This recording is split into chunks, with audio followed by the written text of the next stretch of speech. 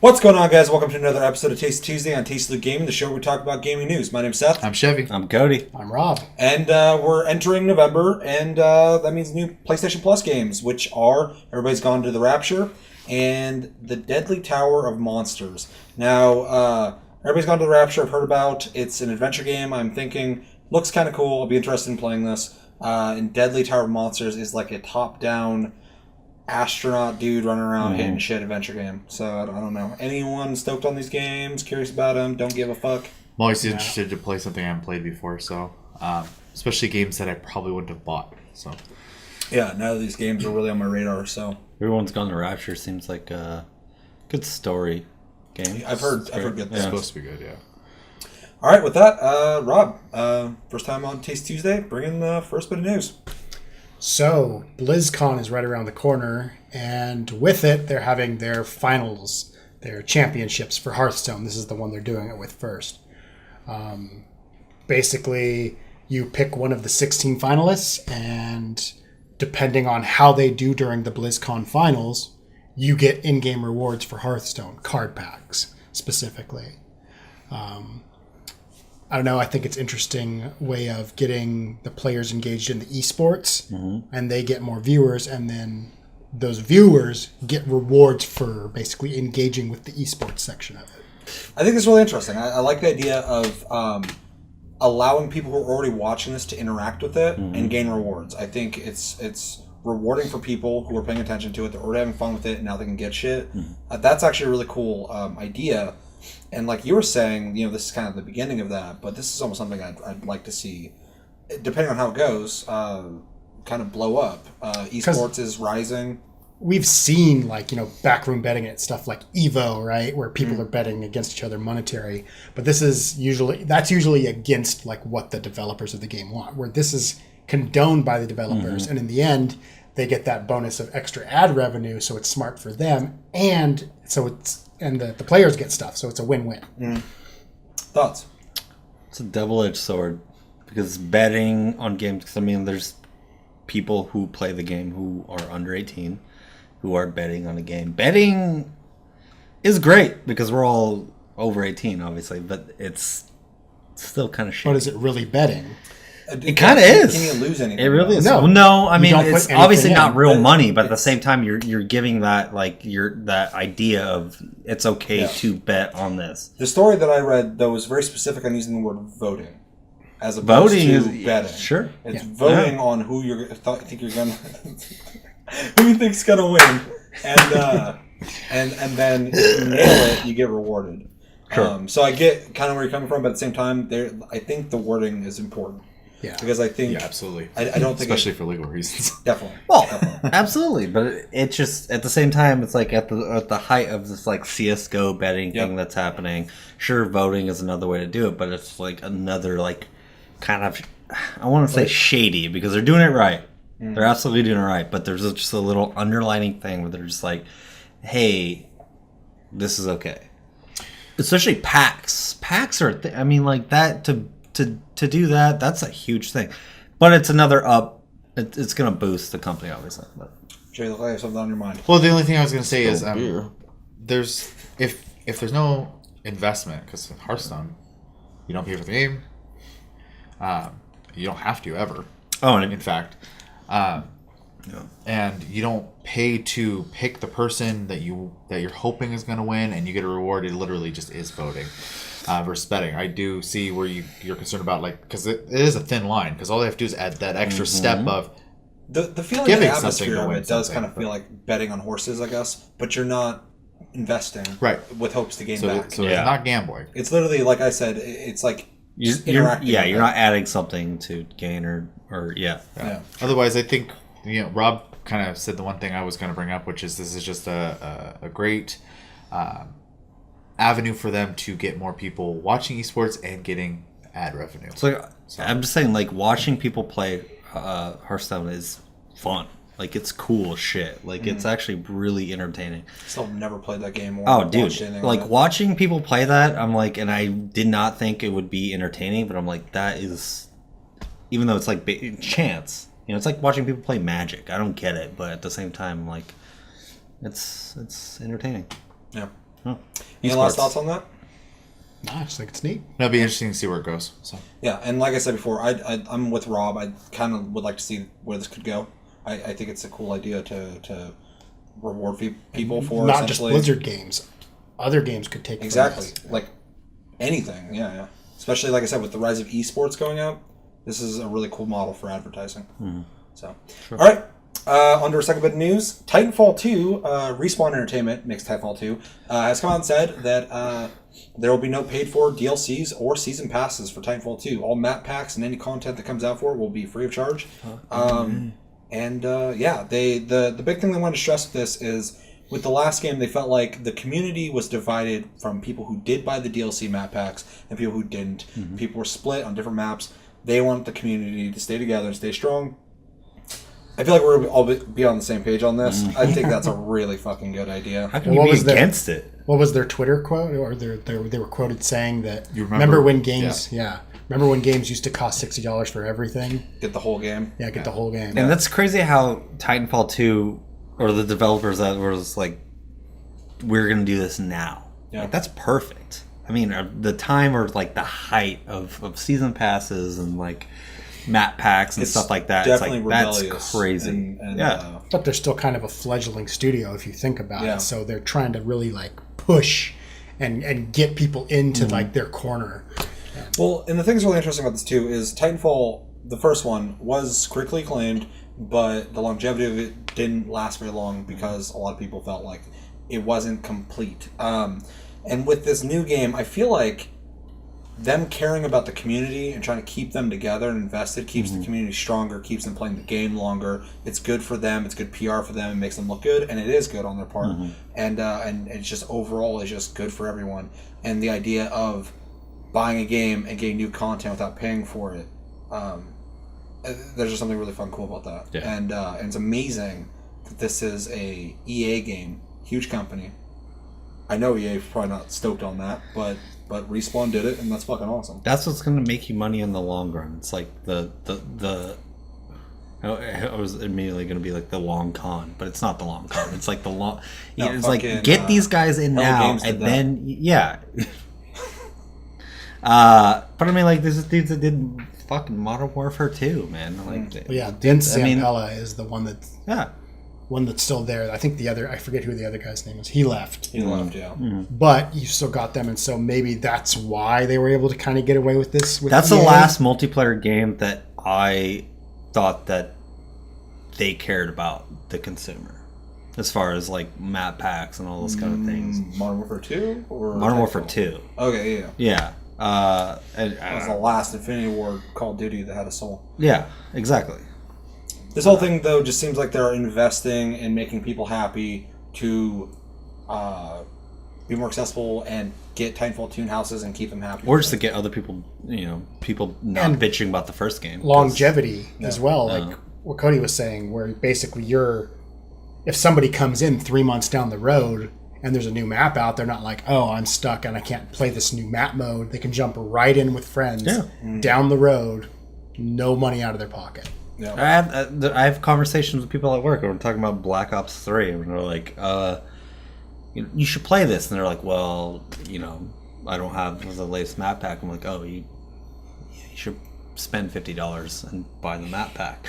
Now you don't have to do that. It's great. It's Buy like the just game buy twice. the game, buy the $60 game, and you can just jump right in with me and we can play. It's cool. This is something that I think Battlefield would have really done well with, especially with Battlefield 4. The way they had it set up, you had to like pick which DLC pack you want to play those maps off of, and it completely alienated everyone and separated weird, dude. everyone. It's a It's weird weird, system, and this is the exact opposite. Obviously, it's not the same company, but it's a good idea. Chevy, any thoughts? I do think it's a good move for them, especially on a PR level. I think a lot of it also has to do with the fact that it is one of 3 shooters coming out in a 2-3 week span, and it is going to be the lesser sold game of the 3. So I think they're doing that in hopes to maybe raise their numbers a little bit too. I hate Hey, the don't word, buy those games. We're going to be giving you free map packs. Yes, because I mean Battlefield 1 I didn't think has about it like that, Yeah. has already sold. I can't remember the number. It's either 12 or like 16 million copies or something. Battlefield 1 has? Yeah, or it's projected to. Yeah. That's big as numbers. for Titanfall is projected 5, 6. 10, yeah. Has to be less So, than 10. and then obviously Call of Duty is always Like above 20. 10. Yeah, it's closer to 20 usually. Yeah. So it's definitely the kind of like underdog, I guess. By of. Titanfall, it's better So. than Call of Duty. So I think that's. I think it's part of their game to get this franchise going. Running, yeah, for sure. So. All right. Very cool. Final thoughts? No, it's cool. No, I mean it's awesome. It's great for the consumer. So. Definitely. Looking out for us. All right, so there's this journalist by the name of Jordan Bellemere. I think I'm saying that right. He's basically playing this game called Quiver, and she claims that she was sexually assaulted when a player, I don't forget his name, it was something stupid like Big Brother Greg. 22 or something like that. This is a VR game. Yeah, it's a VR game, so it's like you're shooting arrows at targets, and it's multiplayer. And literally in the game, you are like hands with a bow and arrow and a helmet. There's no bodies. Well, apparently she was talking to some of the guys on there in this multiplayer match, and a guy walked up to her and started what essentially was mimicking groping her breasts and her butt and stuff like that. And she got out of there and basically wrote this whole news post up, put it on Facebook saying, I'd been sexually assaulted in VR. She got some other feminists in on it, and it actually has kind of started to go viral as it's picked up traction over the week. Mm-hmm. And you said that she's looking to regulate or change some. One of the feminists, I don't remember which one it was. Basically, it stated that there needs to be more government regulation to control things like this, so people aren't assaulted, even though assaulted. Sure. All right, thoughts. This is a touchy subject. It's a new thing. I mean, when you don't hear about it. I mean, it's a new technology. It's a new frontier. Obviously, it's like absolutely. So it's a weird gray area. Obviously, it's like we're in a time where things like that are like at the forefront. Or, Well, this reminds me of that news thing that came out a while back talking about Grand Theft Auto 5 and like sexual assaulting and and harassment taking place in that. And when we showed a video of it, it was just people running up like teabagging people and doing like humping animations, stuff like that. And so people took this really serious. Yeah. This is gonna sound fucked up on my part, but I really don't think that's that big a deal. In this situation, when you do play VR, it is super immersive, right? And if she has anything going on with her, things in the past, or just an opinion, and she didn't like that, I can respect that. I get that. Absolutely. At the same time, though, this shit happens. I played, and should it happen? No, but you're gonna run into assholes. the smooches. The smooches. Fucking, you're gonna run into assholes in games. That's part of being online. It sucks. But if you don't have a fucking torso, you don't have a face, you don't have you don't have a body. It's like those games, they're especially the game that would Quiver. If it's anything that I've played on VR, you don't have any gender specificity. Yeah. Specificity. You got it. Specifically. Thank you. There's a lot of whistle in there, but you It got was. it.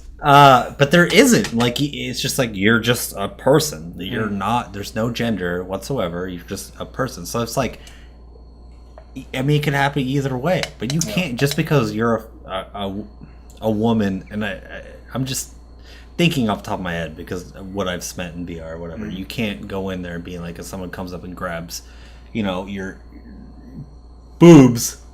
It's like maybe you're not. Maybe you're a guy. Well, like, why is that? I don't know. It's just it's a weird. It's a gray area. It really is. And I've experienced this exact situation multiple times now. Yeah. Every one of us has. Well, like in VR specifically though. I've played games. Dudes have walked up and just like done like a jerk off motion, like right down below me. Have had guys like get right in my face and like pretend like they're kissing and shit. I'm laughing because I'm like, this is fucking too real feeling, man. Weird. Like, I feel like I got a dude in my face. He's not there. But and most of the time it's joking. It's not like a feels serious like person being like, let me get in there. Like, yeah. Well, if they said that, I'd be like, fuck off. Get out of here. Yeah, what is this? And just report his ass. Yeah. If he keeps Yeah, calling exactly. you. And yeah, it's weird because you're just like, whoa, this is so immersive. It's VR or whatever. But like, I feel like this is more of a personal thing versus where VR needs to go to protect people from trolls. Well, that has to do with anything online. If you're that uncomfortable with being online, like, dude, you need to stay away from anything. If you like, don't go into VR. It's like, have you ever spent time in a chat room or on Call of Duty chat room lobby? It's like, dude, like you're gonna hear some shit that you haven't heard If you're in easily a long offended by time. words, you should probably mute Get people out. on Call There's of some Duty. fucked up little kids in the world. But it's just, I get it. It's, it's shitty that, somebody would be offended by that. But at the same time, it's like, there's a shit ton of people in the world. Well, someone's going to be shitty. Like, reading the article, they kept bringing up that point of like how immersive VR is. Yeah. And so that makes it feel real. And so she felt like she was actually in danger. But then when she posted it online, everyone was basically like, this is kind of taking away from actual sexual assault survivors and not, something that you can just take off. Yeah. Or report them, like you guys said. Them. Yeah. If they're harassing you, they're harassing you. That's and why there's the things in place to report do it. option is there to report shitty people. Yeah. Well, and you brought up a good point earlier off camera that you were saying that if someone could be sexually assaulted in VR when it's not real. Could you be assaulted if you get beat up in a multiplayer game? Can you murder someone then? Can you? And which is an interesting point. And I don't want to detract too much from her own personal experience. If she's offended, she's offended. That sucks. But at the same time, I think just being self-aware on who you are and how you handle things and knowing what you're getting into is important. It's just one story on new technology that's bound to have a lot more stories like it. Oh, this definitely. is true. Chev, any thoughts? I don't think government regulation is even remotely an answer. Yeah. I think that's just going to stifle innovation in the field. Worse. I think the best answer would be to maybe developers add blacklist options. I don't want to play with this player ever again. And so now you can't connect to rooms with that player. Or block. Exactly, a block option. Or like if you mute them wherever you block them, maybe it makes their avatar invisible and you don't hear them anymore. So it's like they're not there. There are other avenues you can take without like completely messing with an entire industry just because you feel a way that other people may or may not feel. And I'm not trying to also say that she shouldn't feel the way she should feel. I'm not going to tell people how to feel. Exactly. But you don't also get to be the boss of everybody else at the end of the day. So my suggestion would be maybe play something else where you don't play with people until a multiplayer game comes out where you have a better filter option of who you're playing with. And that's shitty that it has to be that way. Yeah. But at the same time, that's how it is. I mean, gaming has been a male-driven thing for a long time. It's like the same thing when we play. Bring it up. We bring it up all the time. Call of Duty, but it's like when there's a woman playing in a room full of dudes in Call of Duty. There's like one woman to 20 guys playing Call of Duty. Woo! Yeah, if they're Gonna have not to be defending thick-skinned. her by trying to fucking get in that, they're being shitty to her. Well, so and it's like the thing is too is it's just going to fade as more and more women start playing video games. When there's already plenty. Yeah. That do So play now. it's just a matter of you have people who are still in the mentality that this is a new thing and it's not. VR is a more immersive. we're still experience, trying to so I deal get with that, but in the real world,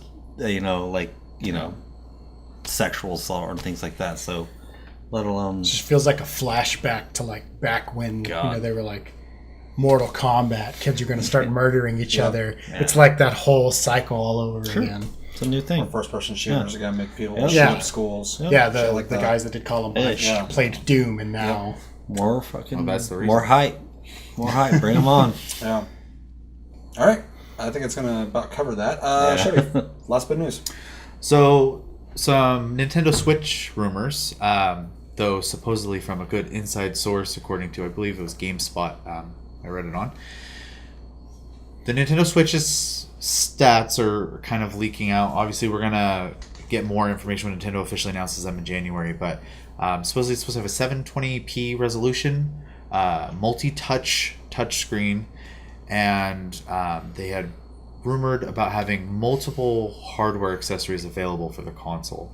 How do you guys feel about the potential features, and what would you actually like to see Nintendo do feature-wise with this system that they haven't already said? So before these rumored specs came out, I was hoping this thing would have a high resolution, which we're hearing it does. I was hoping for an accelerometer, because I feel like it'd be a lost small thing that was in the prior console that should carry over.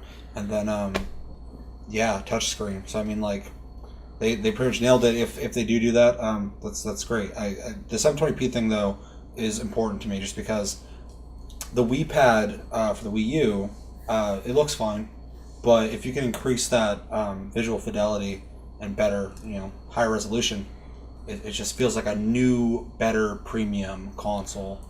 It's an overall better improvement. So yeah, games, making the games, dude. Touchscreen, make the Important. games. Hey, I'm on PS Vita Island right here.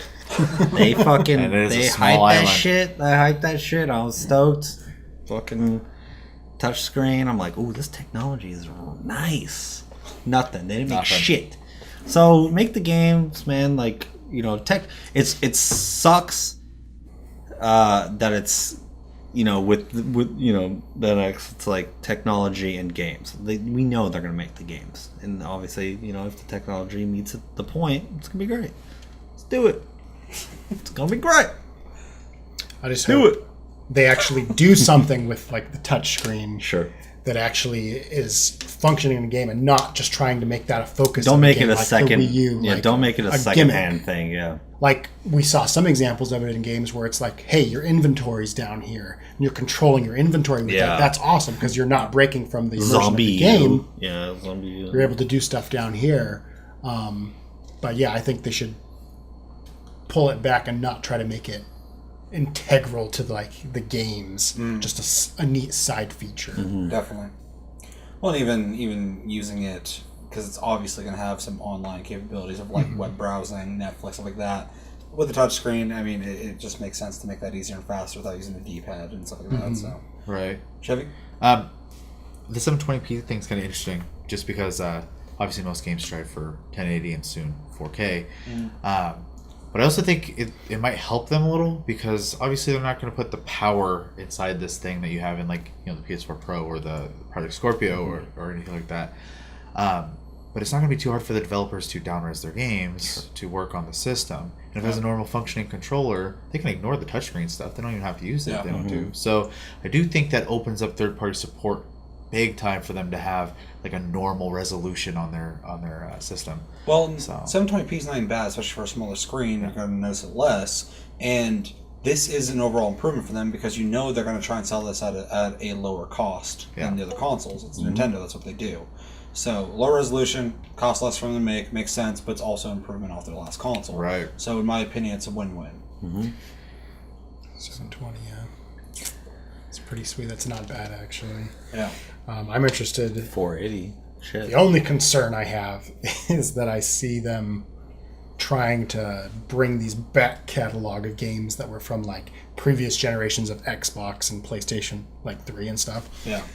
Trying to bring that into like the new, bring it to their new console. Which, I mean, it's cool that they're bringing Skyrim, but we've already, some of us have already played and put thousands of hours into it, Right. and if they're just bringing Yeah. these games that are older games, This we're hardcore just gonna get Nintendo bored. fan has just been waiting for that fucking Skyrim release. They're like, Finally, I can play Skyrim on finally. Well, and I agree that hopefully that's not the only thing, but I don't think it hurts either, because it does make a large it's cool. catalog. It's coming. And it gives people who, like, we know a guy who doesn't even play games. I'm not going to say any names, but, he used to work with me, and he was talking about actually picking up this, because he might... Name rhymes with hike. It might actually get him into gaming, because he's not a huge gamer. He's more of a movie dude. Likes movies. And this will... He It thinks was like- this could help him get into gaming. So... Yeah. a nice introductory step, which would give him a chance to play stuff like Skyrim. He's not in as now. well as Get a out. new Mario game. You know what I mean? So New Mario game I'm excited for. Oh, because dude. the footage that they showed, if that is actually the game itself and not just pre-rendered CGI or whatever, it looks like it's going to be more like Mario 64. Dude, Breath of the Wild, and man. less about Breath of the Wild. Looks awesome too.